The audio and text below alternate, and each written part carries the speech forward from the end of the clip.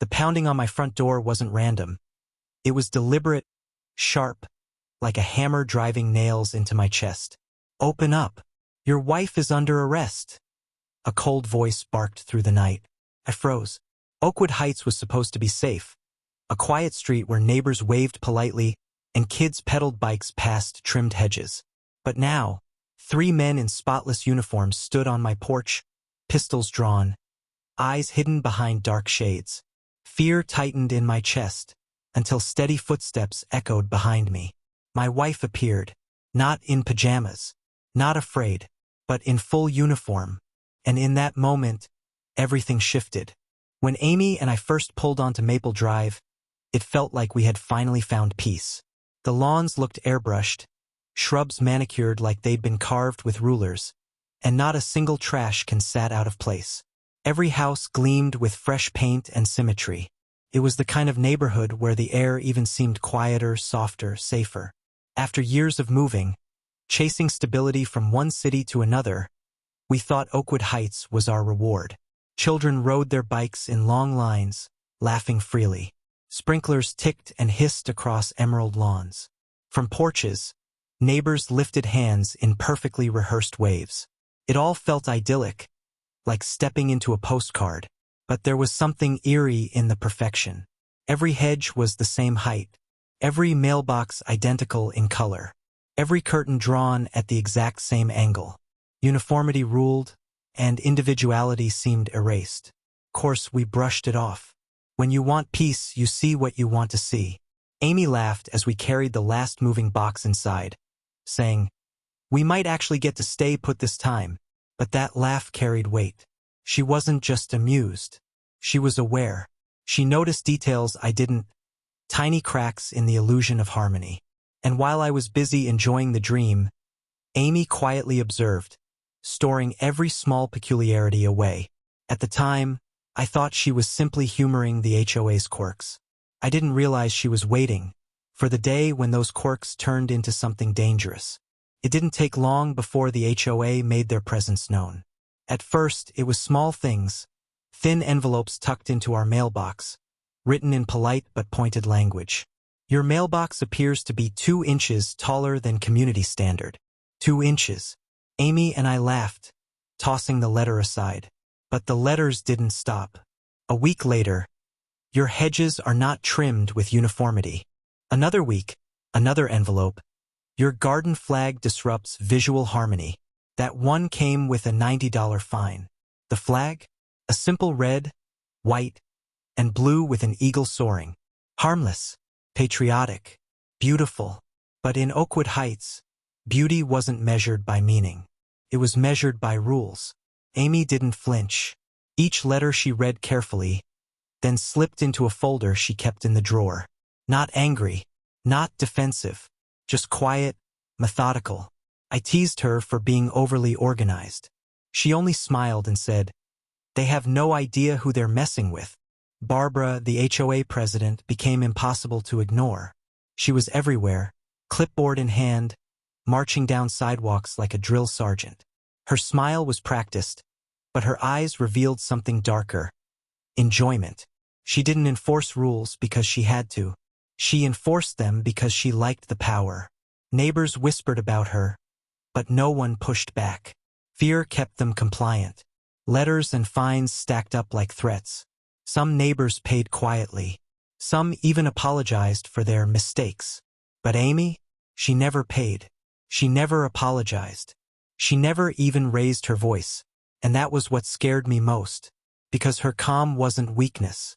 It was patience. The final straw came one afternoon when another notice arrived, thicker than usual. This one wasn't just a fine. It was a warning. Failure to comply will result in legal action.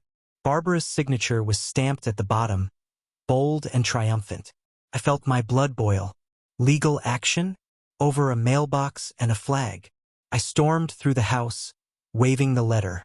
Amy, though, just placed it neatly in the folder with the others. She didn't even blink. "You're not worried?" I asked. Her eyes met mine, calm and steady. "No, they're digging their own hole. Let them." That night, I noticed a car idling on the street. Headlights dimmed, a figure inside scribbling notes. 2 nights later, men in suits walked by, pausing at our lawn, jotting something down before moving on. Something about it felt staged, too clean, too rehearsed. Amy watched from the window, her jaw tight, then simply turned away. Barbara had escalated her little HOA war into something far more sinister. Fines were one thing, threats were another. But surveillance? That was dangerous. I wanted to fight back, to storm into one of Barbara's precious meetings and shout her down. But Amy stopped me. "Not yet," she whispered. "Patience." Her confidence was unnerving. She wasn't just dismissing Barbara. She was preparing. And I realized then my wife wasn't afraid of the HOA. She was waiting for them to make a mistake big enough to bury them. That mistake arrived sooner than I expected. The pounding started just after 9. Heavy, deliberate, like someone trying to knock the hinges off the door. "Open up. Your wife is under arrest." The words froze me in place.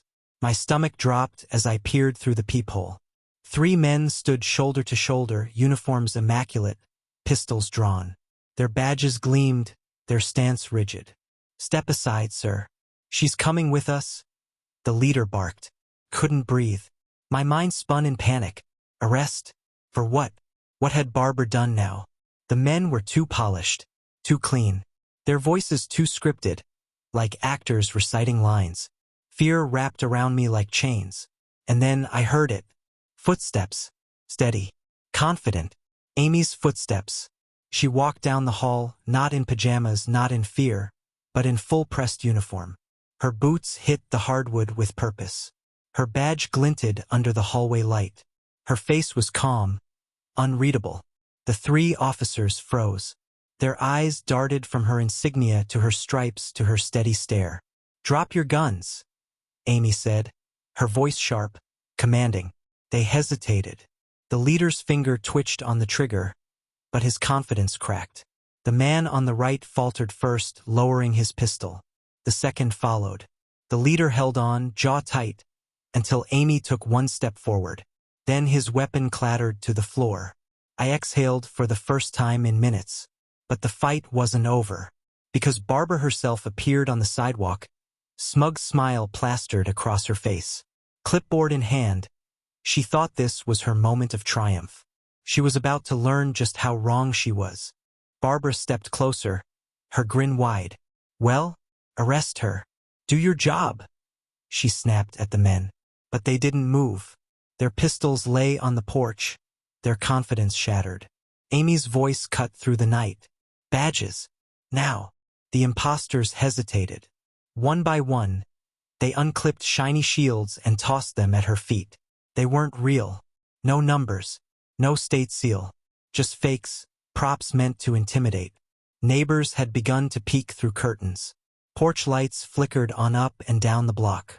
The quiet, polished street was now a stage, and Barbara's performance was collapsing.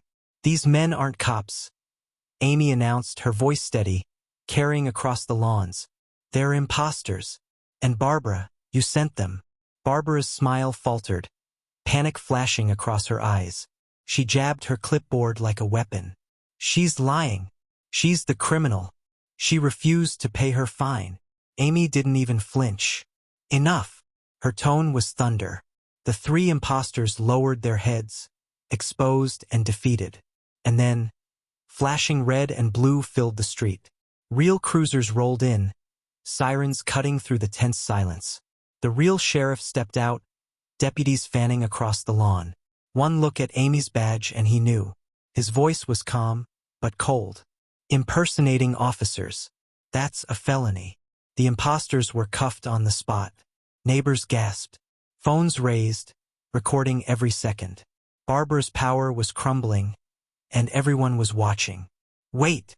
Barbara shouted, stepping forward, her face red. "You can't arrest them. I gave the order. I run this community." She broke the rules. The sheriff turned to her, eyes narrowing. "So, let me get this straight. You sent armed men dressed as police to someone's home over a $90 fine." The crowd chuckled. Murmurs rippled down the street. Barbara sputtered, but no words came. You just admitted to conspiracy, the sheriff said flatly. You're coming with us too. Gasps erupted. Deputies took her by the arm, the clipboard slipping from her hand. Her reign of fear ended in handcuffs, under flashing lights, with her neighbors watching every step. The next HOA meeting looked nothing like the ones before. No more smug speeches. No threats. No Barbara. She sat in county lockup, awaiting trial. The board shuffled papers nervously, stripped of power. Neighbors who once whispered now spoke openly. Some even approached Amy in gratitude. An older couple confessed they'd been threatened with foreclosure over weeds. Another admitted Barbara had bullied them into donating to her fake community fund. The truth spilled out, and for the first time, Oakwood Heights felt free. Amy didn't gloat. She didn't brag. She simply went back to her work, quiet and steady. For her, this wasn't about proving herself. It was about drawing a line that should never have been crossed. One night, as we sat on the porch, cicadas humming, I told her, Barbara picked the wrong fight. Amy sipped her tea, eyes glinting in the porch light. No, she said. She picked the wrong woman. And just like that, Oakwood Heights was finally at peace.